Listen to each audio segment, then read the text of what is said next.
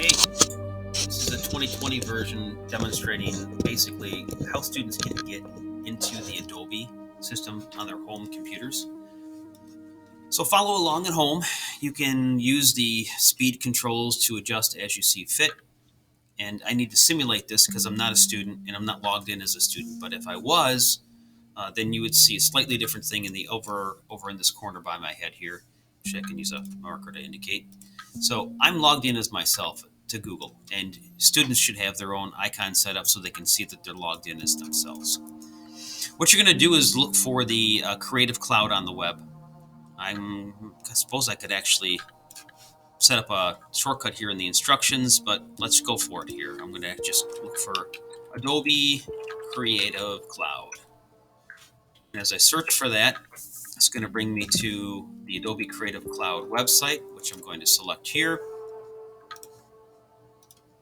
And now I'm not sure if I'm logged in or not. I'll have to see. Looks like I am, which I can tell because it's kind of indicating like that I've got storage and whatnot up here. I'm going to change this by logging out here, I hope. I'm going to do a sign out. And so this is more typical of what you'd see when you accessed it for the first time from home. When you go to sign in, if you have your Google credentials, this will go pretty easy. So let's go ahead and simulate that I haven't logged in yet. Do a sign in here. And on this box here, again, because we're logged into Google, it should be as straightforward as selecting the word continue with Google. So I'm going to do so right here. All right, so in my instance, once upon a time, I had my own personal account associated with this. So you probably won't see that as an option. You'll want to go with Enterprise if you do. And once I've logged in with the Enterprise ID, or once you do, you should have access to the Adobe Creative Cloud. You'll notice again that this upper right-hand corner has changed, indicating that we've got some association with how much space we have. So here's the things that I'm going to want you to do. Install the Creative Cloud app. Now, this is only something you can do if you have a computer you can install software on. So this is for somebody who could be a Mac, it could be a Windows machine, could be a laptop, could be a desktop. And in the background here, you're going to see something called Creative Cloud. Now, you'll have access to all these. It's a huge value. We're going to use Photoshop today.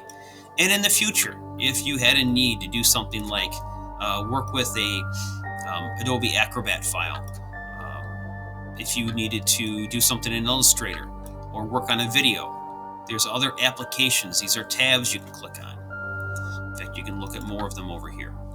So to get Photoshop, you'd use this button here. My head's in the way, but you'll notice when I move it that you'll see that there is both a desktop as well as a mobile version of it. So you can continue down this path to get to both the Creative Cloud, kind of like that's the part that holds it all together, and then you can add these other elements. That's it. So let's say, and if that answered your questions, great. Let's say you don't have a desktop computer and you've got an iPad or you've got a Chromebook and you just want to run something. In that case, go through the same process up to here, and then you're going to do something different. I'm going to open up something called Spark. Spark.adobe.com.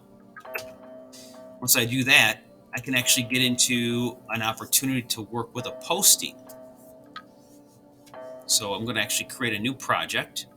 I'm not an expert in this world, but I'm just going to highlight that we can start a new project here. And that once we do so, we'll see a number of options over on the right-hand side over here. Okay?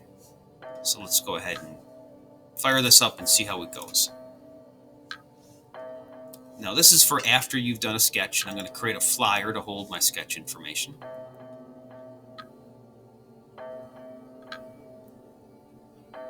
So now using a tool set on the web with a flyer, I can add things. My squiggles over here didn't line up quite exactly where I wanted to, so let me erase them. And what I want to really highlight is there's an option here to add. So I'm going to click on add a couple of times. I'm going to add, for example, a picture, which is a sketch a student made of a character. And it's been done in what we have talked about before.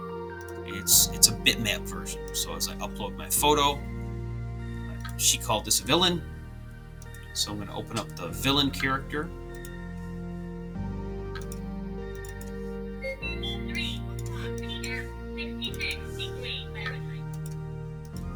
I think this might be giving the system a little bit of a hard time. I don't know how to get past this right now.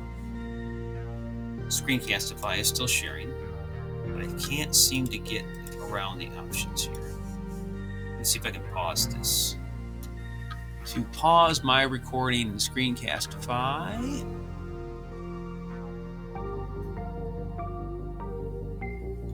Start and stop recording. Alt-Shift-R. Let's see if that works.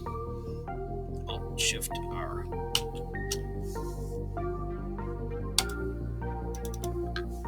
I'm stuck. Hopefully that's enough.